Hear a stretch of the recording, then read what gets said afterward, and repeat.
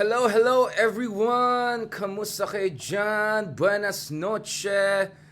Uh, and wassalamu alaikum of course, and Eid al-Mubarak to our brothers and sisters. Today was a very special day, of course, for our Muslim brothers and sisters. Let me once again say Eid al-Mubarak. It was a long day, mga ka-meta, ka-spacers, ka-YouTubers. So only now I got a chance to do a proper live stream about the latest plot twists in the Philippines. No, I was actually hoping a while ago to do a space about rumors that Mar Rojas is being considered as a potential DFA secretary. Obviously, I'm not confirming those rumors. I think it's still a rumor. I have a lot of question about it. I think it's more marites than reality. But I heard a lot from a number of people in the diplomatic community that there could be a change in the leadership of the DFA. And because of that, I had a Twitter thread a while ago when I explained that the idea of Mar Rojas serving as the DFA secretary is actually not the craziest thing. I talked about the history. I talked about him being considered for the position a decade ago. And I explained that actually in his very short stint as a special envoy for President Aquino when dealing with China, during his meeting with then incoming Chinese Communist leader Xi Jinping, actually Mar Rojas did very well. And in fact, I would push the argument even further and say that perhaps if he ended up as the FA secretary and he was at the forefront of fighting for West Philippine Sea, he could have come up as actually as a hero heading into 2016 elections. But instead, of course, he ended up in the Department of Transportation and back in the Department of Transportation and Communications. That didn't go very well. And then he went to the ILG as a way perhaps to hedge against a potential showdown with Binay, who was supposed to have a lot of machinery on the ground. And the rest is history, of course. The rest is history. So I just wanted to explain why the idea was not totally crazy. But just to be clear, I'm not confirming that. I think it's still a marites, but I think it's not the craziest idea. Personally, of course, I believe that if there's someone, who's, I think, best fit to be our foreign secretary, should the very able, very great current foreign secretary be replaced, I think that's Pedro Romualdez, our current ambassador to the United States. But mahabang usapan yan. Let's get back to that later on. Ayoko ma-accuse tayo ng marites without basis. So sometimes yung mga kameta, mga ka-spacers, ka-YouTubers, when I explain something, I just try to provide the kind of a political context, a little bit of geopolitical context, a little bit of history. And speaking of history and kasansayan, of course, kanina, andun tayo sa National Museum of the Philippines. I had the great pleasure to give a talk about the Philippine-Spanish Friendship Day. I think the live stream yan kanina, so I'll try to forward the link dun sa mga interesado. And obviously, guys, eto na naman, of course, speaking of love, diba? Speaking of love, well, kanina, of course, mga ka-love, love, meron tayong chance kanina to also drop by and check the other great painting, and some would say the masterpiece of Juan Luna. Obviously, the other week pinag-usapan natin our friends, mga ka-meta, ka-spacers, ka-YouTubers. We talked about, let's just call it ka-Haydarians. Mga ka-Haydarians. Ang daming platforms. Hindi pa tayo nag-TikTok. Wala kasi sa TikTok kailangan ko yung isang phone na para lang kumahak at least, diba? Wala naman laman.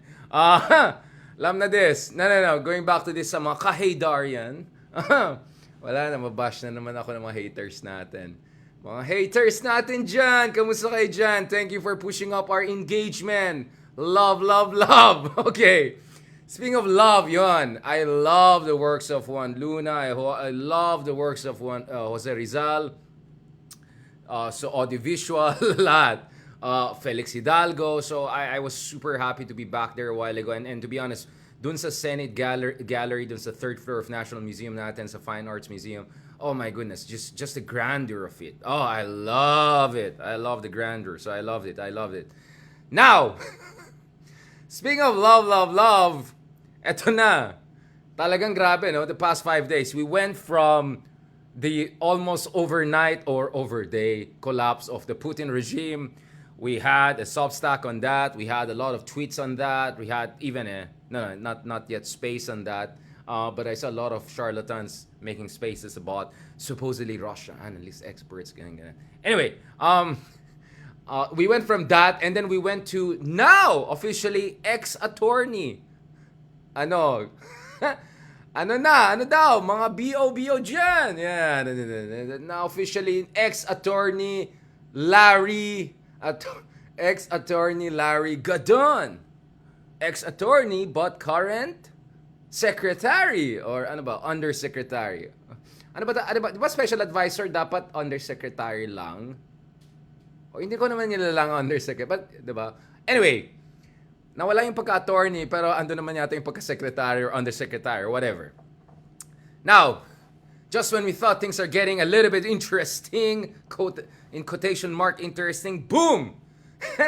Eto na!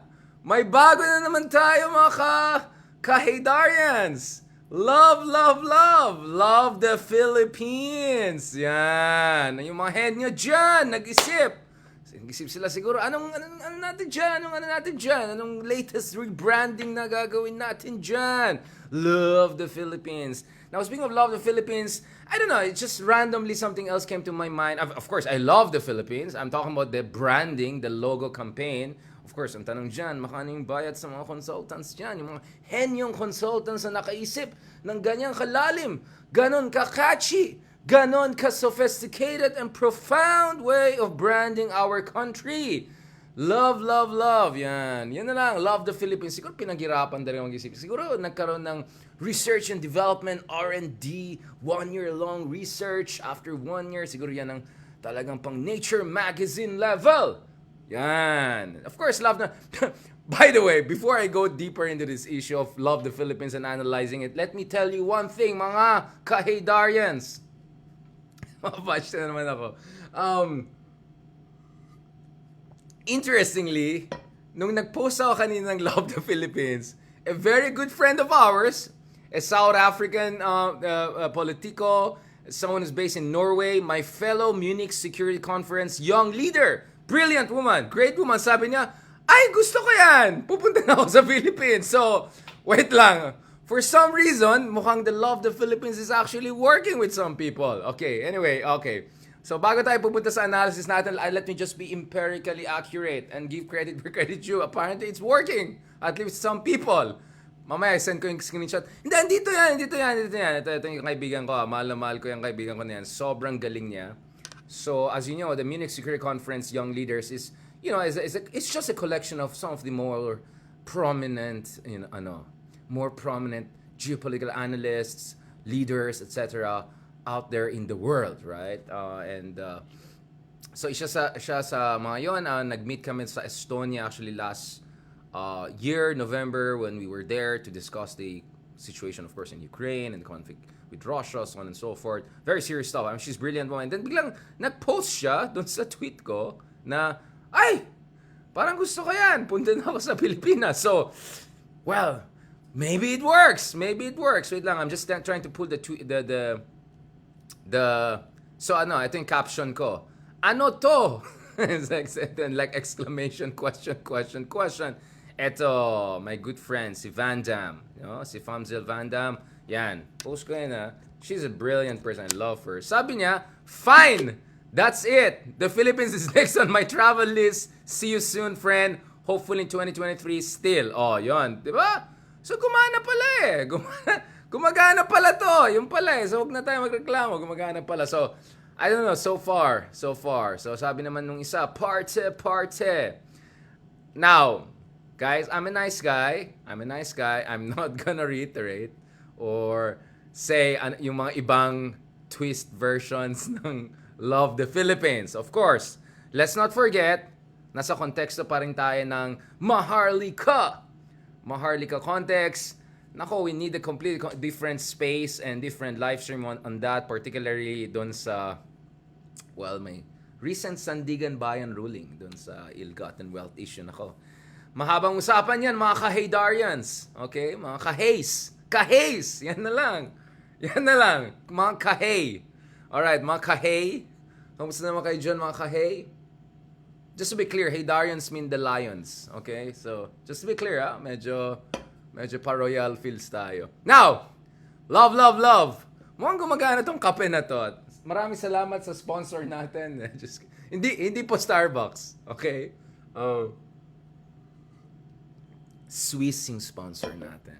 Okay, sponsor na hindi pa nagbayad. So, anyway, balikan natin to. Love the Philippines. Does this make sense? Now, again I love the Philippines literally. I really love the Philippines. Kaya nga ginagawa natin to. Kaya nga nandito pa tayo. Kaya nga nandito tayo. Love na natin ng Pilipinas. But now, there's no but. At the same time, let me just add, naalala ko, yung mga criticism at responses dito, kinda remind me of, naalala yung kaldero? Yung kaldero na ginamit sa Southeast Asian Games na anong $1 million ba? Makano ba yung kaldero na yun? 50 million pesos. Naalala niyo yan? Tapos yung nagkaroon pa ng kaldero ni Cayetano, yung mga naalala mo yung time na yan, mga kameta? Mga kahay, naalala niyo yan? Ito. Meron man ng documentary, Depensa sa Kaldero. Yan, okay. Parang naalala ko yung mga debate ukol sa kaldero. No? On one hand, sabi nga ni current senator, former foreign secretary Cayetano, sabi niya, this is art. Appreciate art. Art is precious. It's beyond monetization. Mga ganyan. So, naalala niya yung kaldero? Ayan kung di nga na pinapost ko yan, naalala yung mga responses doon. I don't know. I mean, again hindi pa ako nagsasalita about, I'm not giving my analysis yet. So, love natin ang Filipinas, of course. But I'm just saying, the response I saw kinda reminds me of the response dun sa kaldero. No? Yung kaldero nung SEA Games, di ba? Iba talaga. Ayan, mga kahidarians. May mga nagko-comment dito sa ano sabi? Ayan. I was about to ask if you had coffee. Ayan, love the energy. Sabi nung isang natin dyan. Yeah, it's not really me. It's just the coffee. Nako, kung makakatulog ako. And I have to submit grades. I have to submit na yung mga grado. So, kailangan medyo all-nighters tayo. Kaya sabi ko, nako, magkakape na tayo. And anyway, mga mga kahays. Mga kahays. Tama na yung mga pag-usapang kaldero. Bakit kasi kaldero? Kaldero ba yun? Naku po. Anyway, mamaya natin balikan itong usapan kaldero. But speaking of senators, may mga senator na nag-respond dito sa love, love, love, love, love. Yan. Ayan na, mga ka-love, mga ka-kalderos. Ito. Yan. Sabi ni Senator Francis Cheese Fashionista Escudero. Oy, nako, kailangan natin ng separate space.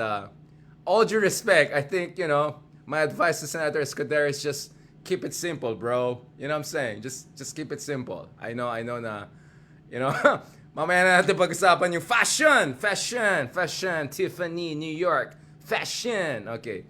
Speaking of Cheese Escudero, fashionista, he urged the public to support the newly introduced slogan which aims to promote the country and its tourism offerings.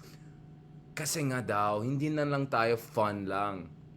Now, I'll get into that very shortly. So, ito.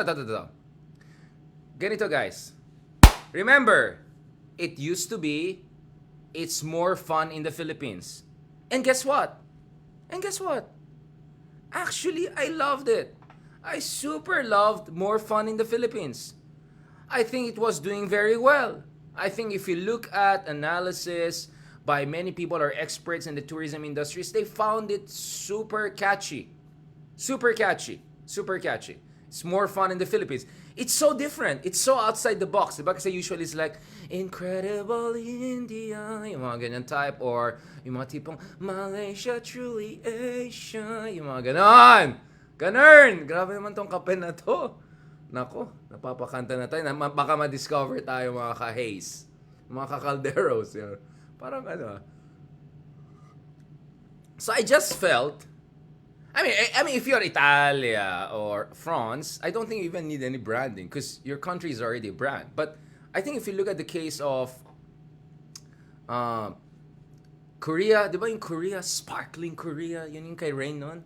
Korea, sparkling Korea, yung mga ganon. Or Malaysia, truly Asia, yung mga ganon. Benta siya. Or incredible India, yung mga ganon. Maganda. I like it. I like that. So, parang na-sense ko yung mga Incredible, Asia, yung mga ganyan. Pearl of Asia was good, but it's kind of like, I love España and all of that, but it's kind of like 19th, 18th century. Medyo ilustrado masyado. But it's more fun in the Philippines. Let's be honest. Why do you think it's more fun in the Philippines? Actually made sense in many ways. Precisely because, aminin natin, pagdating sa Pilipinas, to put it mildly, medyo kulang tayo sa maraming mga basic ingredients for a tourism superpower country. Right? Unang-una, infrastructure. Right? Pasok mo pa lang sa national airport natin, naiya, I'm not sure about that. Diba? Parang, ilang beses na vote as one of the worst in the world. Yung business class ng NAIA is like, I don't know. Connect the dots, diba? So, in those situations whereby medyo kulang ka sa mga basics, idaan mo na lang sa humor. And I think it's more fun in the Philippines. Actually, perfectly captures the Filipino spirit of, I hate this word. I love this word, except I hate it when the way it's used to cover up for kapalpakan. Itong resilience, okay? Actually, I like the word gritty. I think mas madiskarte, palaban. Gritty, I think, is a more correct word. Pero, in many ways, it's more fun in the Philippines, I think, was a kind of a dark humor way of saying, yeah, medyo kulang tayo ng ganito, ganyan. Airport pa lang, medyo sablay na minsan. Pero, at least, mabait kami, we're fun people, you know what I'm saying? And, we speak the language. If you're English speaking, you're gonna have a good time in the Philippines. If you're even Spanish speaking, you might somehow have a good time in the Philippines because of the similarity in culture. If you're Latino, you're gonna have some fun in the Philippines. Naalala ko, there were times na pabalik akong Pilipinas from, I don't know, Canada or US. Ang mga kasabay natin, mga Latinos, and I was wondering, it's like, what are they expecting going back to the Philippines? So like, it's more fun in the Philippines, I think, perfectly captured the Filipino spirit. And, let's be honest, the real experience that a lot of tourists have been having in the Philippines over the past decade, which is great people, great culture, not so great airport, not so great infrastructure, not so great prices, medyo overpriced. So I just felt it's more fun in the Philippines was a very creative way of saying, laban pa rin kami. So I loved it. I really loved it. It's more fun in the Philippines. And in fact, there are many studies that show, or some of the studies I've seen that show, that it's a campaign strategy that perhaps needs just a little bit more boost. No? But, I remember very well, I had a discussion with some friends. Oy, friends. friend zone. No, friend zone. No, I had some discussion recently. And I said, sigurado yan, 100%, under BBM, magkakaroon ng bagong logo or something like that. Kasi, eto na yung political analyst in me. Remember, the very first interview that President BBM gave to a legitimate international media. Kasi may mga nag-interview sa kanya. Like, in-interview ba siya ni Maharlika? Ano yung sinabi ni Maharlika ulit na? Anyway, advance, forward. Or, alam mo naman, yung mga debate, international. No, but let's be honest. The first legit international interview he gave after winning the presidency was the Associated Press. And the exact word that President BBM used was reintroduce. Sabi niya, kailangan natin reintroduce the Philippines. Boom! In my mind, that means rebranding.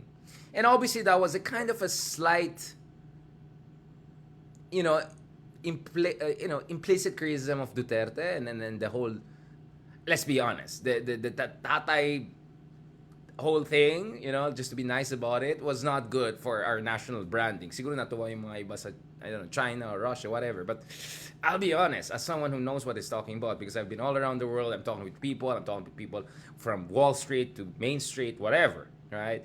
Not the best branding, you know what I'm saying? Like, just to put it mildly, the idea of EJK's right and left, the idea of the president speaking as if, you know what I'm saying? So Marcos said we need to reintroduce.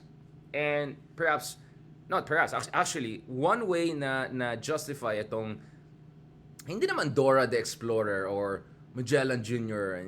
I mean, we make some sarcastic comments here and there, but the way he tried to explain bakit ang dami niyang foreign trips and also going to the World Economic Forum especially, which I think is important. The first time since Pinoy time, no? Si tatay kasi busy parati pumunta sa China eh. Ilang beses siya officially sa China, 5 times officially, no? And walang time sa World Economic Forum again. But you know, one reason BBM said he needs to go all of these places is precisely because he needs to rebrand the Philippines. The word he used is reintroduce, but we know what essentially was talking about. So the idea of the president talking about the importance of rebranding, and then the Department of Tourism not doing anything on that front, I just felt, nah, something's gonna come up. And the whole Maharlika Fund is a kind of a Marcosian rebranding. I'm not sure it's it's a good rebranding. We can have a debate about Maharlika Fund. I think the jury's still out. There's a lot of skepticism, including from our friends in the UP School of Economics, among others. But, and of course, some of our Google Trends friends are very critical also of course, you know, because they believe in very accurate surveys. They're also very critical of Maharlika Fund. I'll be nice. Love the Philippines. Love. Love tayo.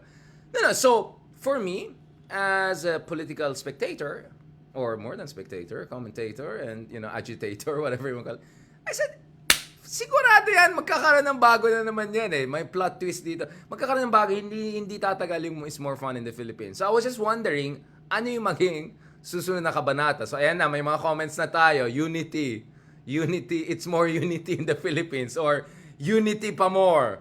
Or, sana all. I don't know. Like, you were thinking, or like, I don't know, Maharlika, whatever. Like, so I was just thinking something along, you know, something that kind of jives with the whole Maharlika, unity, whatever. But quite creative. Quite nice. Quite posh. Posh, right? Kasi syempre, graduate daw ng Oxford. Graduate daw ng Wharton, diba? So, I don't know. I mean, so, for me, expected na. It's just that,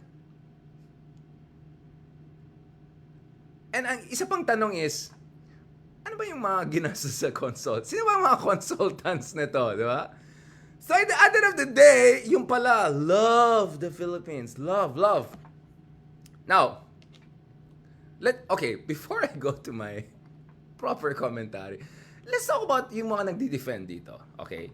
So, sabi ni Cheese Fashionista Escudero, sabi niya, yes, in fairness naman, tumaas yung halos nagdumoble, no? Yung ating tourism numbers from 4.47 million in 2013 to 8.26 million in 2019, yung tourism numbers, no? So you can say perhaps part of that is it's more fun in the Philippines, right? It really put us in the map. I'm super cool kasi more fun, like the commercials you see, etc. So sabi ni Jesus Escudero, the saying goes, if it ain't broke, why fix it? I believe in giving it a chance. Wait, what? It ain't broke, but you're not giving it a chance, right? Because you're taking out the more fun in the Philippines and replacing it with something else. So, okay, anyway, whatever. Mamaya natin pag-usapan pa yung kaldero, isa pa yan. So the last thing I want is for our country and people to be seen bickering about our slogan in front of foreign tourists, our putative market. Unity, guys! Unity!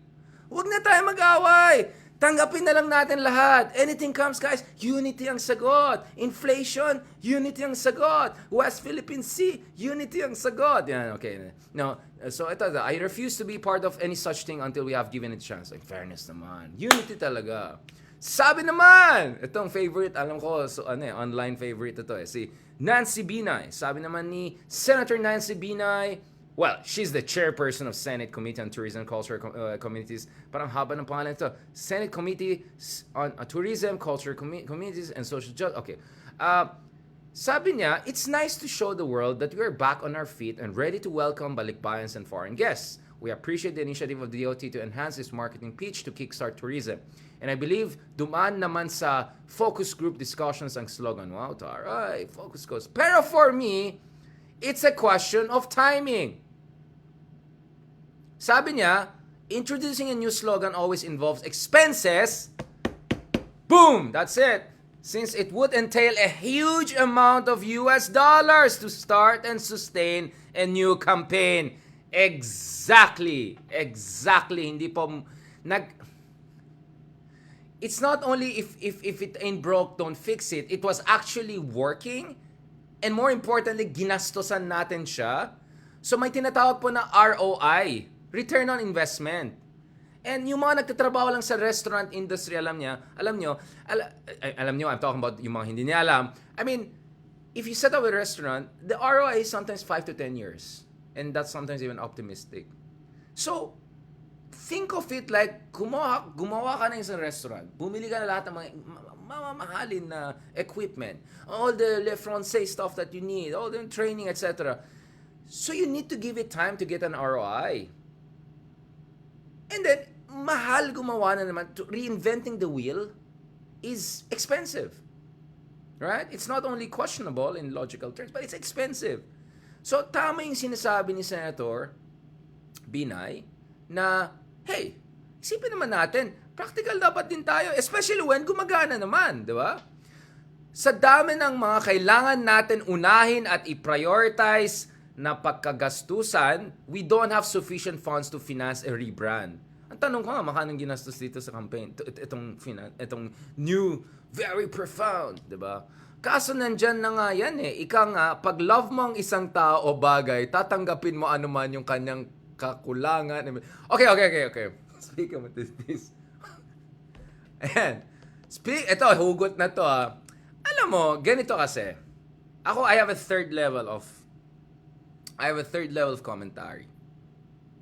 My third level of commentary is this. Okay. I kinda like, actually, visually, I like the law of the Philippines. Actually, visually, I like it. Tingnan mo natin. It's visually nice, the logos and all of that. Lalo yung, hindi yung yung sa launching version. Hindi naman kaldero lang. Ito. I mean, it's cute. It's nice. Right? Tingnan mo. Parang, ito. Diba? Parang, okay naman. Medyo ethereal, masyado. Pero, parang, okay, sige.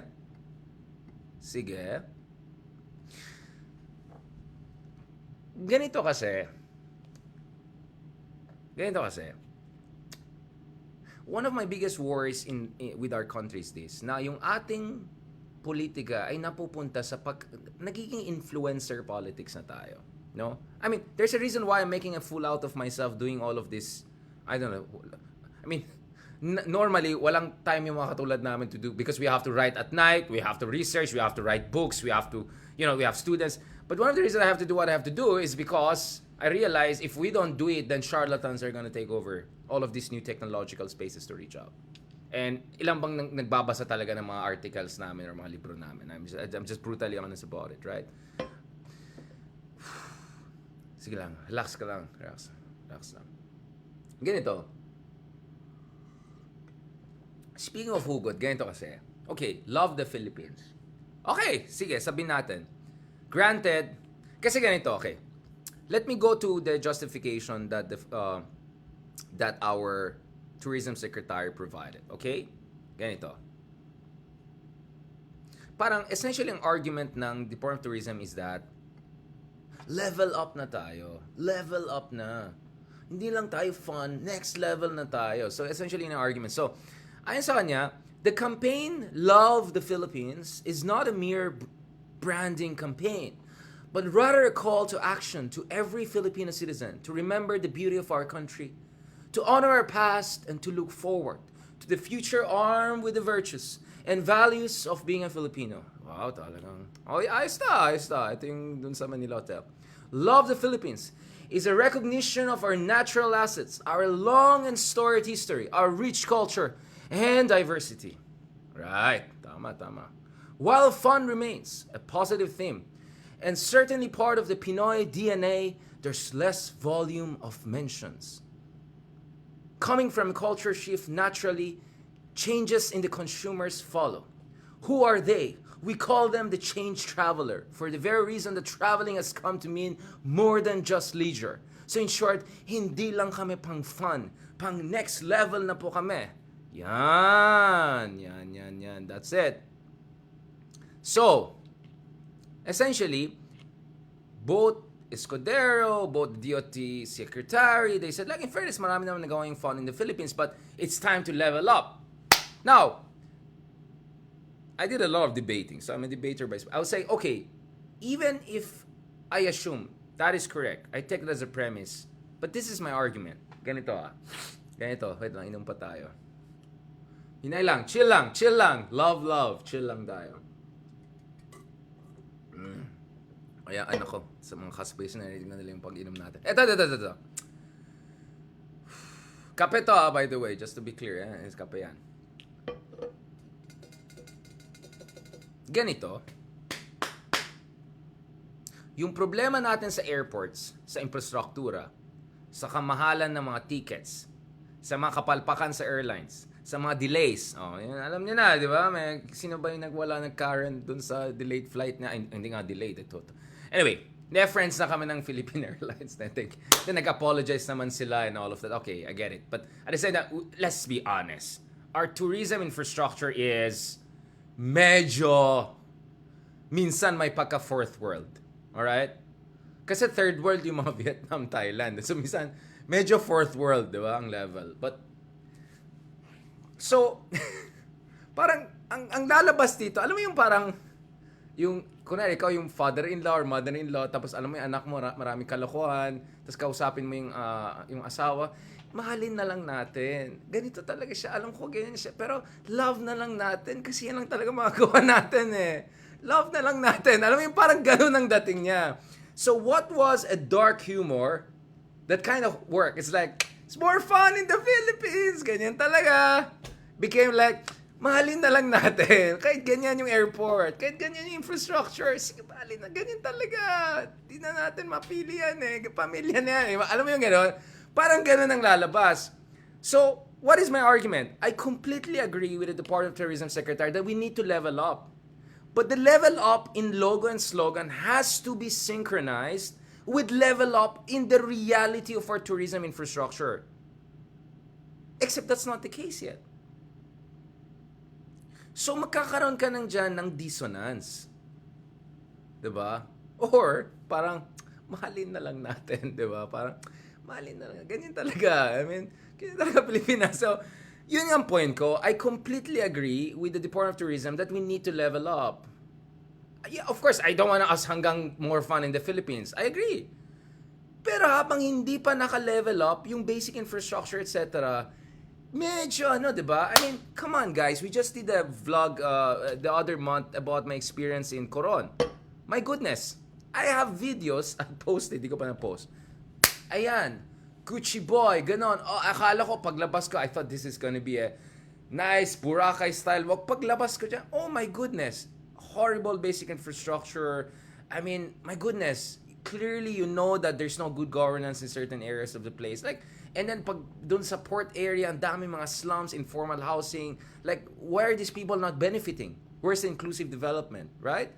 And so pag ganon, yung frustration mo, and then but it's more fun in the Philippines, di ba? Parang ngayon, hindi na siya ganun Mahalin na lang natin. Mahalin na lang natin. Ganyan talaga. Tanggapin na lang natin. Parang ganun ang lumabas. Parang, to be a little bit techy about it, it's like, nilevel up mo yung software, pero yung hardware mo, luma pa rin. It's like putting a Ferrari engine inside it. I don't know. I don't want to say which car kasi baka ma-offend yung mga may-ari dyan. You get what I'm saying? You know what I'm saying? Hindi It doesn't work that way. Alright? Okay, mga kazadi. Yun na lang pangalan ko sa inyo. Mga kazadi. Maraming salamat dun sa mga nakinig sa atin. Hi. Mahalin na lang natin, guys. Mahalin natin. Kahit mahirap minsan, mahalin na lang natin. Tanggapin na lang natin. In the name of unity and love. Right? Tanggapin na lang natin lahat. Alright? Okay, ito tignan natin mga comments dyan sa ayan, listening from Kingdom of Saudi Arabia. Again, Eid al-Mubarak to our brother and sister there. Ayan, tuwan-tuwa yung mga iba. Energetic daw tayo. It's just the coffee. Ang problema, paano ako matulog ngayon? See the sacrifices I make for you guys. Kasi, love the Philippines talaga Tanggapin na lang natin, di ba? Ganyan talaga. Ganyan talaga mga kazadi, mga ka-haze. Ayan, sabi naman ng dyan, O, sino may mga tanong ba kayo dyan? May mga violent reaction? Mga fashionista dyan? Ayan, yung isa nag-comment na held for review na, bakit may censorship na sa YouTube? Yeah. Yun nga yung sinasabi ko. Yes, we have to level up, but guess what? What we need to really level up is the basic infrastructure first before trying to come up with some fancy slogan. Right? You cannot put an Hermes logo on a, you know what I'm saying? Just saying. Alright? Dissonance yan eh. Ayusin natin muna yung airport, ayusin muna natin yung mga airline issues, ayusin muna natin yung pinaka-basics, ayusin natin yon, and then i-level up natin yung software, yung slogan, ganun. Siguro, di ba? But sino ba naman ako, guys? Sino ba naman tayo? Unity na lang sagot, guys. Mahalin na lang natin, okay? So in the name of love, maraming salamat, mga kameta. Thank you very much. Please, wag kayo magalit sa... Sabi nung isa, save the Philippines na lang yung ano natin. Wag naman ganon! Wag ganon! Hindi naman ganyan level ang Philippines. Hindi naman save level. I mean, okay naman tayo eh. It's just, unity na lang guys. Mahalin na lang natin. Yung mga nagsabi, ang hirap mahalin. Hindi, mahalin na lang natin. Anak, mahalin mo na lang. Tanggapin mo, ganyan talaga eh. Ginusto mo na yan eh. Ginusto natin to eh. Bumoto tayo, di ba? O, yung mga ano dyan, 1 million club. Binoto natin yan. Kaya ano. So, siguro ang pwede natin gawin, love the Philippines, accept also its imperfections. Dapat may ganun, may caveat parate. Please come to the Philippines, love the Philippines, but you know, just accept the, it's dapat unconditional. Love the Philippines, #unconditional. Yan pong sagot natin dyan. Alright, kung walang mga tanong, walang mga nagagalit, walang ano, let's call it a night. Actually, hindi kasi I have to work pa. Balik ako dun sa teacher duties natin. Thank you so much, guys. And baka nga, I think that's what I need to do, no? Magkape tayo habang nagsistreaming. Kasi napansin ko, pag low bat ako, hindi kayo natutuwa sa akin. So, love nyo na lang. Just love it. Love na lang, guys. Love. Yan lang sagot sa lahat. Alright? Mahalin natin. Unity. So, mga kazadi, mga kahay, I hope you enjoyed this energetic discussion. I hope it was sensible enough. Yan. Huwag naman save the Philippines. Love the Philippines. Ano naman. Well, tapos na yung tatay time. So, medyo okay pa naman tayo kahit papaano. Alright? So, maraming salamat. Maraming salamat din sa mga 31 million friends natin dyan. Ba't yung mga hindi 31 million? Lahat. Maraming salamat sa lahat. Maraming salamat. Tama na. Bibiro lang na tayo dito. Okay? No, I'm just saying, sana before all of this whole Maharlika, whatever, rebranding, whatever, focus lang tayo sa basics. Basics lang. Ayusin muna natin basics and then medyo mag-next level tayo. Alright? Before going Hermes, mag-ano muna tayo. Human. Alright? Okay! Have a good day, guys! Thank you very much. Marami magagalit na naman sa akin dito. Love na lang, guys. Alright? Maraming salamat. Thank you very much and God bless.